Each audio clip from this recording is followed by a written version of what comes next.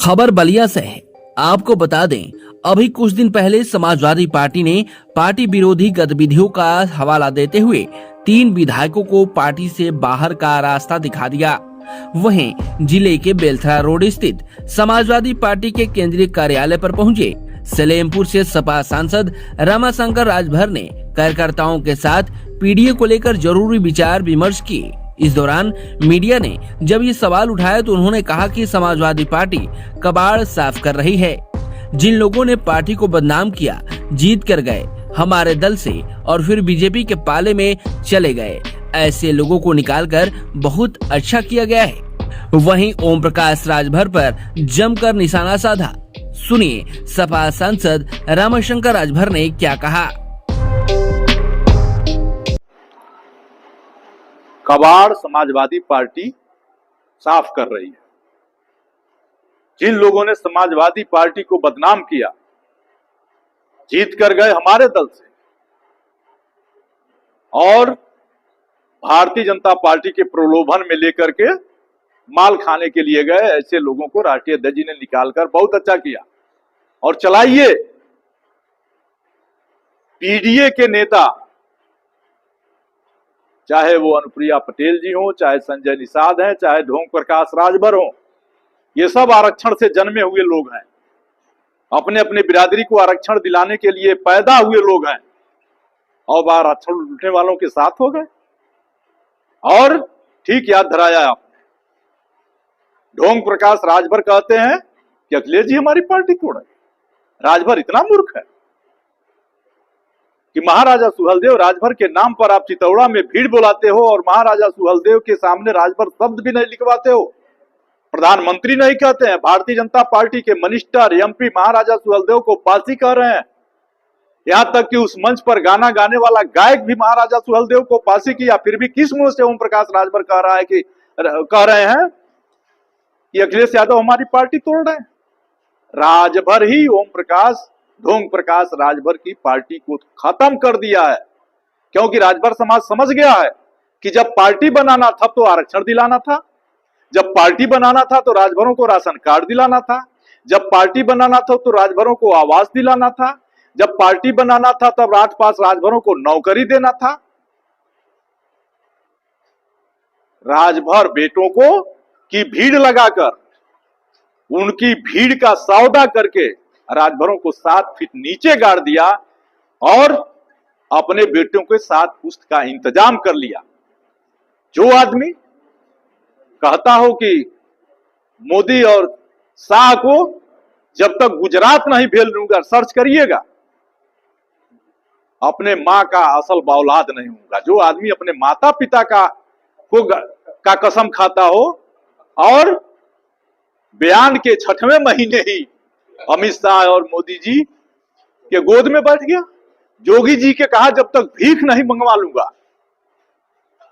जोगी जी के लिए कहा गया ढोंग प्रकाश राजभर द्वारा कि जोगी जी को जब तक भीख नहीं मंगवा लूंगा, असल माँ बाप का बेटा नहीं। अब ओम प्रकाश राजभर बताएं कि हम असल माँ बाप के बेटे हैं कि क्या हैं? वहीं इटावा में कथावाचक की पिटाई और बाल काटने के सवाल पर सपा सांसद ने इसे निंदनीय बताते हुए कहा कि यहाँ धर्म ग्रंथ सुनने का सबको अधिकार है, तो वाचने का भी अधिकार सबको होना चाहिए। यह हमारे धर्म पर आघात है और ऐसे ही कुछ मानसिकता के लोग हिंदू धर्म पर उंगली उठाने का अवसर देते हैं। वहीं एक सवाल के जवाब में सपा सांसद ने कहा कि पहले ब्राह्मण का मतलब उनको समझना चाहिए। ब्राह्मण का मतलब विद्वान है, कोई जात नहीं। और जो विद्वान अगर दलित समाज से है, पिछड़े समाज से है, पीडीए समाज से है, अगर कोई व्यक्ति प्राचार्य बनता है, पढ़ लिख कर विद्वान बनता है, वह प्रोफेसर बनता है, पीएचडी करता है, तो इन लोगों को हमारे धर्म ग्रंथों का अध्ययन करना चाहिए। आप भी सुनिए सपा सांसद रामाशंकर राजभर ने क्या कहा। देखिए, ये बहुत निंदनीय है। ये धर्म ग्रंथ सुनने का सबको अधिकार है, तो बांचने का भी अधिकार सबको होना चाहिए। और यह बिल्कुल निंदनीय है। यह हमारे धर्म पर आघात है और ऐसे ही तुच्छ मानसिकता के लोग हिंदू धर्म पर उंगली उठाने का अवसर देते हैं। मैं इसकी निंदा करता हूं। इसी के संदर्भ में ज्योतिष पीठ के जो शंकराचार्य है अभिमुक्तेश्वरानंद जी का कहना है कि कथा कहने का अधिकार सिर्फ ब्राह्मणों को है। क्या कहेंगे इस पर? पहले ब्राह्मण का मतलब उनको समझना चाहिए। ब्राह्मण का मतलब विद्वान है, कोई जाति नहीं। और जो विद्वान अगर दलित समाज से, पिछड़े समाज से, पीड़ित समाज से अगर कोई व्यक्ति प्राचार्य बनता है, पढ़ लिख कर विद्वान बनता है,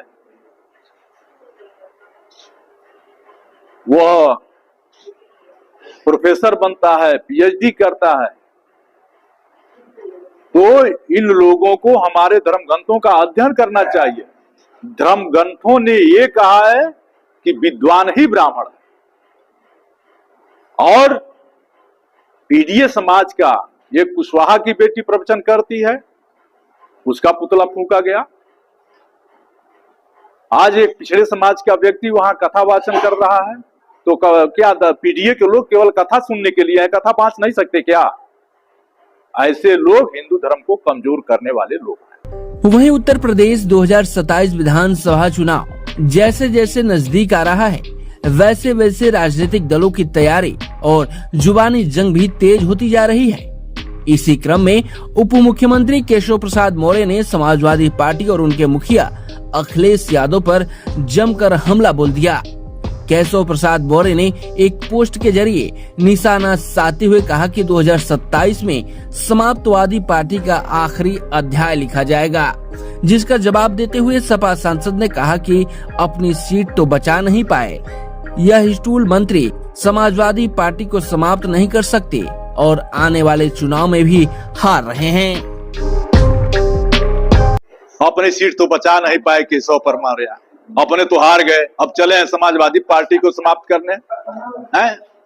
और देखिए, ये लोग मुख्यमंत्री मटेरियल अपने को साबित करना चाहते हैं कि अखिलेश यादव जी पर समाजवादी पार्टी को समाप्तवादी पार्टी कहेंगे तो कालीन मुख्यमंत्री के लाइन में आ जाएंगे। ये स्टूल मंत्री समाजवादी पार्टी को समाप्त नहीं कर सकते। हाँ, इस चुनाव में भी वो चुनाव हार जाएंगे, यह मैं कह रहा हूँ। सीएम योगी को रिप्लेस करेंगे केशव प्रसाद मौर्य, क्या लगता है? अब उनके दल का मामला है, लेकिन अभी 6 महीना पहले लोकसभा के चुनाव में जनता इन लोगों को सबक सिखा चुकी है। 27 में जितने लोग पीड़ित हैं, चाहे किसी भी जात धर्म संप्रदाय से हो, सारे पीड़ित मिलकर के अपनी सरकार बनाए।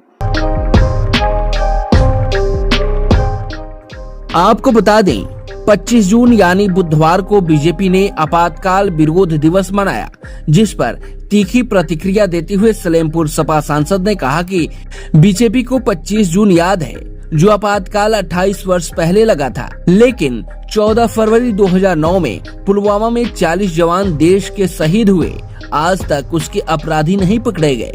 पहलगाम में केवल 8 आतंकवादी प्रकाश में आए, आज तक नहीं पकड़े गए। यह आपातकाल का याद दिलाने के लिए आज यह दिवस मना रहे हैं। भारतीय जनता पार्टी को आपातकाल याद है? 25 जून इनको याद पड़ गया जब आपातकाल लगा था, आज से 300 बरस पहले।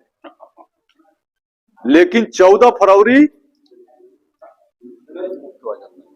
2009 को पुलवामा में 40 जवान देश के शहीद हुए, आज तक उसके अपराधी नहीं पकड़े गए। पहलगाम में केवल 8 आतंकवादी प्रकाश में आए, आज तक नहीं पकड़े गए। ये आपातकाल का आज दिवस मना रहे हैं। किस मुंह से मना रहे हैं? कि 10 बरस से सरकार बनी और 10 बरस में खुद ही आपातकाल लागू कर दिए।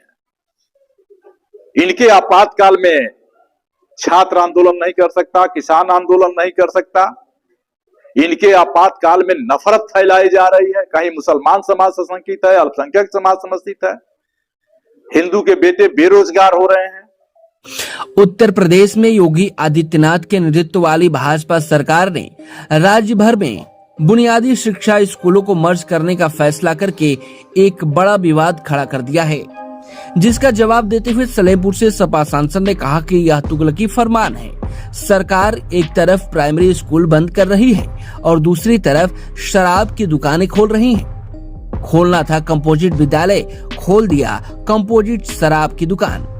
आप भी सुनिए सपा सांसद रामाशंकर राजभर ने क्या कहा। उत्तर प्रदेश में प्राथमिक विद्यालयों को मर्ज किया जा रहा है, इसमें क्या कहेंगे? सरकार पगला गई है। ये तुगलकी फरमान है, ये तुगलकी फरमान है। प्राइमरी स्कूल को बंद कर रही है और जितना प्राइमरी स्कूल बंद कर रही है उतना ही शराब की दुकानें खोल रही है। खोलना था कंपोजिट विद्यालय, खोल दिया कंपोजिट शराब की दुकान। वो जानते हैं कि देश की बड़ी आबादी जो मुख्य धारा में नहीं है वो बिना शराब पिए नहीं रह सकती, और जब शराब पिएगी तो इनका खजाना बढ़ेगी और चुनाव में शराब बांटकर उनका वोट ले लेंगे। इसलिए देश की बड़ी आबादी को ये गरीबी रेखा से नीचे रखना चाहते हैं। इनकी मंशा साफ नहीं। यूपी 60 न्यूज के लिए बलिया से सार्थक राय की रिपोर्ट।